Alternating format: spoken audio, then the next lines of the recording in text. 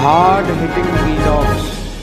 Hello viewers, भी आज के हमारे वीडियो का टॉपिक है बिहार में जेडीयू बीजेपी ने पका ली खिचड़ी, भोग लगने का हो रहा इंतजार, बदल रही महागठबंधन की सरकार। दोस्तों, बिहार में लगातार ये चर्चा चल रही थी कि मकर संक्रांति के बाद कोई बड़ा सियासी उलटफेर हो सकता है।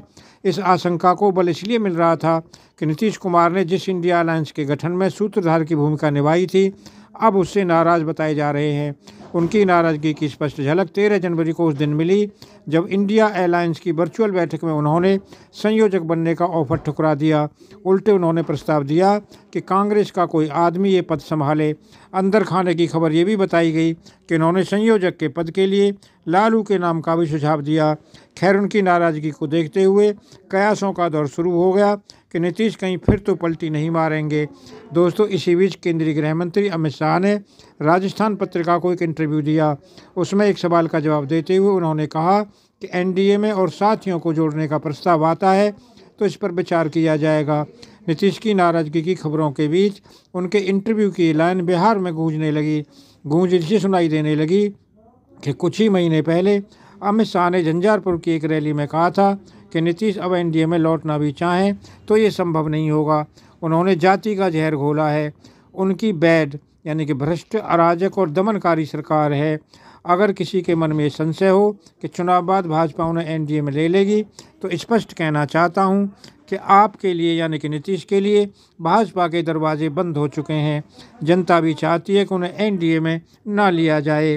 दोस्तों, नीतीश कुमार ने 13 जनवरी को बीपीएससी से नवनियुक्त शिक्षकों की नियुक्ति पत्र बांटते समय कहा था कि बिहार में जो नई नियुक्तियां हो रही हैं उसके बारे में उन्होंने अपने 7 निश्चय के दूसरे चरण में घोषणा की थी। उन्होंने स्पष्ट तो नहीं बताया कि उस दौर में बिहार में एनडीए की सरकार थी, पर समझने वालों ने उनका इशारा जरूर समझ लिया। अगले ही दिन आरजेडी के नेता अब्दुल वारी सिद्दीकी, प्रवक्ता शक्ति सिंह यादव और अन्य नेताओं ने प्रेस कॉन्फ्रेंस कर कहा कि पूर्व की सरकारों ने 15 साल में जो नहीं किया वह काम 15 महीनों में हो गया। तेजस्वी यादव ने वादा किया था कि वे 10 लाख रोजगार देंगे। उसी कड़ी में बिहार नियुक्तियों का विश्व रिकॉर्ड बना रहा है। दोस्तों, अमित शाह ने कहा है कि एनडीए में शामिल होने का किसी पार्टी का प्रस्ताव आएगा तो उस पर विचार किया जाएगा।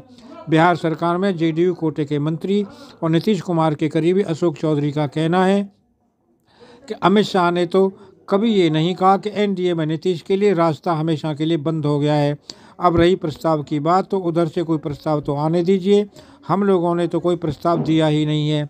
अशोक चौधरी खुलकर पार्टी की नीतिगत बातें कहने के अधिकारी नहीं है, इसीलिए उनके इशारों को ही समझना चाहिए।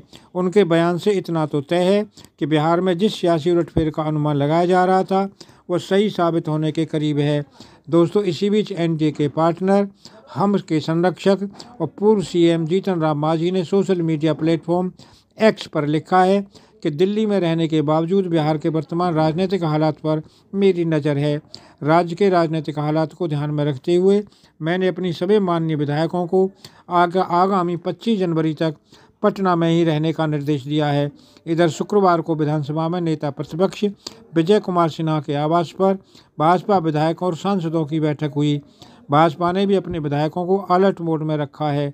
जेडीयू ने भी अपने विधायकों को पटना पहुंचने का संदेश भेज दिया है। हालात देखकर इतना तय लग रहा है कि सियासी खिचड़ी पककर तैयार है, सिर्फ भोग लगाने का इंतजार हो रहा है। दोस्तों, अगर आपको ये वीडियो पसंद आया हो तो चैनल को सब्सक्राइब करें, वीडियो को लाइक करें, ज़्यादा से ज़्यादा शेयर करें। आप लोगों का बहुत बहुत धन्यवाद। Thank you very much.